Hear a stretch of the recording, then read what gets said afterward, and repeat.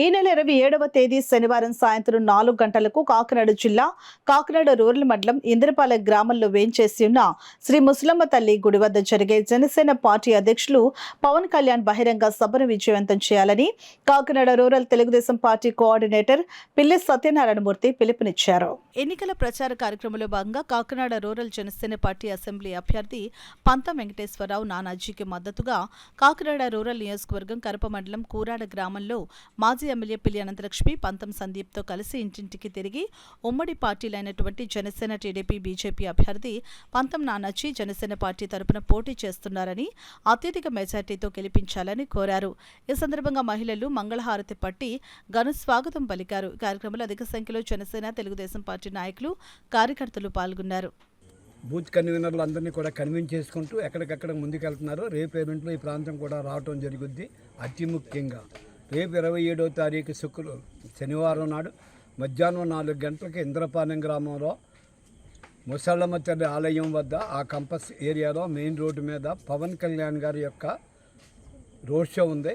అక్కడికి అశేష జనవాహిని అందరూ కూడా అక్కడికి రావటం, ఆయన యొక్క ఉద్దేశం ఏవైతే రేపు ప్రభుత్వం ఏర్పడిన తర్వాత ఏదైతే చేయగలుగుతాడో అవన్నీ కూడా చెప్పి ఓటర్లందరినీ కూడా ఎడ్యుకేట్ చేయడానికి సిద్ధంగా ఉన్నారు. మేమందరం కూడా కోరేది ఏంటంటే ఆ మహానుభావుడి యొక్క స్పీచ్ రేపు భవిష్యత్తులో ఏ విధమైన కార్యక్రమాలు రాష్ట్రానికి చేస్తారో, ఒక పక్క కేంద్రంలో ఆయన సహచరుడిగా ఉన్నారు కాబట్టి మోడీ గారికి చాలా అనుకూలమైన వ్యక్తి కాబట్టి కేంద్ర ప్రభుత్వం నిధులు ఏ విధంగా తీసుకొస్తారో, ఇక్కడ రాష్ట్ర ప్రభుత్వంలో ఏ విధంగా చేస్తారో, భవిష్యత్తులో 5 సంవత్సరాలు జగన్ గారి ప్రభుత్వం వల్ల నాశనమైన ఈ ప్రాంతం కానీ ఈ ప్రజలను కానీ ఏ విధంగా ఉద్ధరిస్తాడో చెప్పడానికి సిద్ధంగా ఆయన శనివారం వస్తున్నాడు. కాబట్టి ఎక్కడ ఏ ప్రజానీకం ఉన్నా 27వ తారీఖు మధ్యాహ్నం 4 గంటలకు ఇంద్రపాలెం ముసలమ్మ తల్లి ఆలయం దగ్గర ఉన్న ఆ పవన్ కళ్యాణ్ గారి స్పీచ్ ఆలకించడానికి రావాలి. ఆయన యొక్క స్పీచ్ యొక్క సారాంశం ప్రతి వారికి తెలియాలి. అక్కడి నుంచి 100% ప్రతి వారు మారి తెలుగుదేశం పార్టీకి ఓటేయడానికి ముందుకు వస్తారని ఆశిస్తున్నాం.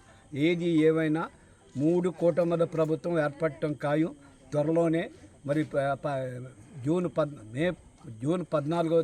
4వ తారీఖున కౌంటింగ్, 5వ తారీఖున 6వ తారీఖున ప్రమాణ స్వీకారం జరిగిన తర్వాత ఈ రాష్ట్రానికి ఉజ్వల భవిష్యత్తు ఉంటుందని కలలగంటూ ఆశిస్తూ ఉన్నాం ప్రజానీకం అందరం కూడా.